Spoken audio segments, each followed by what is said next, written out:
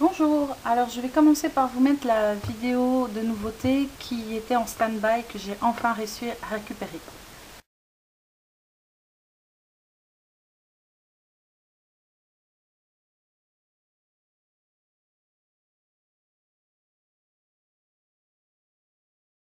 Et maintenant voici les toutes dernières nouveautés, ce que je cherchais désespérément, que j'ai fini par acheter en Amérique et à me faire livrer jusqu'ici parce que décidément ça se trouve pas ici, bizarrement. Peut-être en France c'est plus facile, mais en Belgique ça ne marche pas, ça ne se trouve pas. Donc en fait il n'y a que deux petits articles. Je me suis acheté une perforatrice rond festonné de 2 pouces. Alors il me fallait celle-là et pas une autre. Je vais prendre une feuille de brouillon.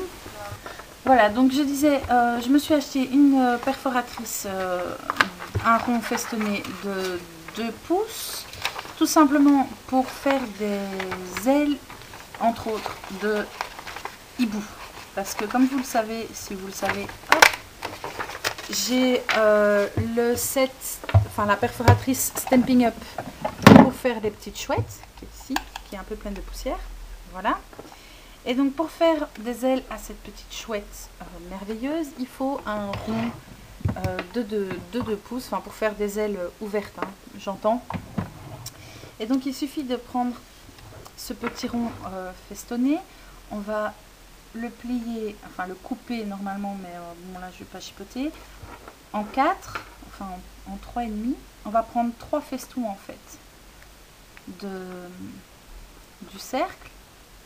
Et on a une petite aile de hibou. Et il va suffire après de les découper. Donc on prend 2 fois 3 petits festons. Et on les met de chaque côté de la petite chouette. Voilà. Et on a un petit hibou qui vole. Alors évidemment ça se voit probablement pas fort bien comme ça. Mais je vous ferai la démo un de ces 4. Voilà. Donc ça je l'attendais depuis que j'ai acheté mes affaires chez Stampin' Up. Il suffit d'aller voir sur le blog un peu quand c'était, il me semble, juste avant les fêtes de fin d'année ou juste après, juste avant, je sais plus, enfin bon. C'était il y a déjà bien au moins 6 mois. Alors, dans le même principe de l'achat que je veux faire depuis juste à peu près toujours, donc ça c'est juste une planche de découpe, c'est le Circle Cutter de Martha Stewart. Alors, pour celles qui ne connaissent pas ce petit outil fantastique, c'est un cercle avec un roulement à billes à l'intérieur du cercle blanc qui permet de faire tourner, même en le tenant, oui, je le tiens, une plaque transparente avec tous des petits trous dedans en colimaçon. Avec, on a ce petit outil merveilleux, là j'ai remis le capuchon, qui est une lame en triangle. Vous ne le verrez pas sur la vidéo, ça sert à rien que j'essaye de vous le montrer.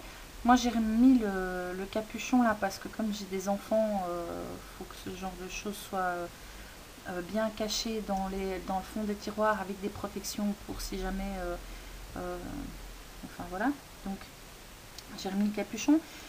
Donc c'est une lame qui tourne librement, aussi bien d'un côté que de l'autre, qui coupe aussi bien par la gauche que par la droite, donc on peut tourner dans les deux sens, ça ne change strictement rien. Et dans le manche, on a la réserve de lame de rechange pour couper. Donc, comme son nom l'indique, le Circle Cutter sert à couper des cercles. Voilà. Donc, je reprends ma super feuille de brouillon. C'est absolument bête et simple à utiliser, mais c'est merveilleux, il fallait y penser. Donc ça commence à un cercle de 1 inch si je ne me trompe pas. Alors c'est tout simple, hein. On met la lame dans le trou, bien au fond, et puis on tourne.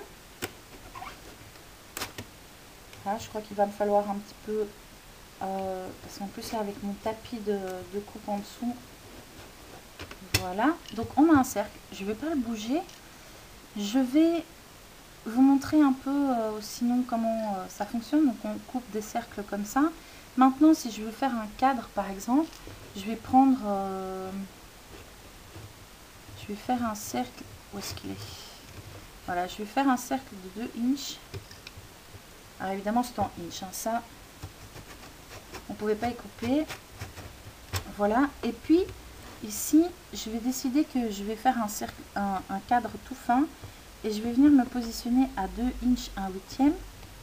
Je vais refaire mon tour, et puis je vais faire un cercle un peu plus grand. J'étais à 2 inches 1/8, je vais venir à, réfléchissons, 2 inches et demi. C'est juste pour vous montrer un peu, hein. Hop, je tourne. Tout ça, bien sûr, j'ai pas bougé mon circle cutter, hein. Maintenant que je l'enlève, oh, c'est merveilleux. J'ai mon cercle de départ de 1 inch. Et puis j'ai tous mes petits cadres. Alors ça, c'est le premier cadre que j'ai fait là tout de suite. Vous voyez, il y a vraiment moyen de faire des trucs hyper fins, hyper détaillés. Après, ici, on a le plus grand, et puis on a celui du milieu aussi. Maintenant, rien ne nous empêche de le faire dans l'autre sens. Donc, je vais mettre ça un peu de côté. Là, j'ai retiré le cercle tout fin du milieu, et j'ai ici mon gros cadre avec le plus grand autour, et j'ai un espace entre les deux qui est tout fin, qui est tout mignon, et qui va permettre toutes sortes de réalisations. J'ai mon cerveau qui bouillonne rien que d'y penser. Donc voilà, ça ce sont deux articles, surtout celui-là. Je vous avoue que le circle cutter de Martha Stewart, je l'ai cherché mais absolument partout ici en Belgique. Je suis même allée en France pour aller le trouver à la frontière française, dans certains magasins qui sont à la frontière française. Je l'ai trouvé nulle part. Sur les sites internet où je vais d'habitude, il n'y avait pas, c'était en rupture de stock, où il n'y avait plus du tout. Même sur Amazon.fr, ils l'avaient, mais ils ne le livraient pas en Belgique. Donc c'était véritablement l'horreur. J'ai dû aller sur Amazon.com pour me l'acheter, et eux livraient en Belgique. C'est un peu bizarre, j'ai pas très bien compris non plus. À mon avis, c'est parce que sur Amazon.fr, le circle cutter était chez un marchand indépendant, tandis que sur Amazon.com, c'était véritablement Amazon qui le vendait. Et c'est grâce à ça que j'ai pu me le faire livrer jusqu'ici. Maintenant, c'est pas possible. Je me dis qu'en France, il doit y avoir moyen de l'acheter plus facilement.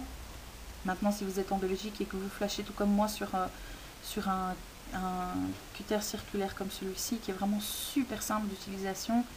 Bon, vous l'avez vu, là c'est la première fois que j'utilisais. Bon, on prend un peu l'outil en main. Maintenant on peut faire des cercles jusqu'à 5 inches et demi de diamètre. C'est énorme pour les pages de scrap, ça marche super bien aussi. Et le plus petit c'est 1 inch. Il me semble que 1 inch ça équivaut à peu près à 2 cm et demi.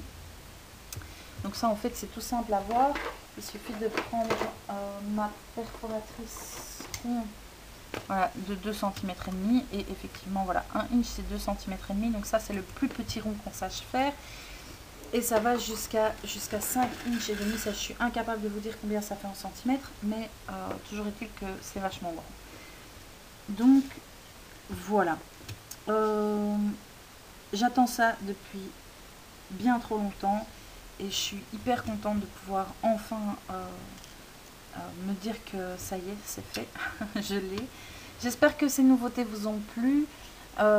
N'oubliez pas de déchaîner votre imagination, et je vous dis à très vite parce que j'ai des cartes à faire. Bye bye!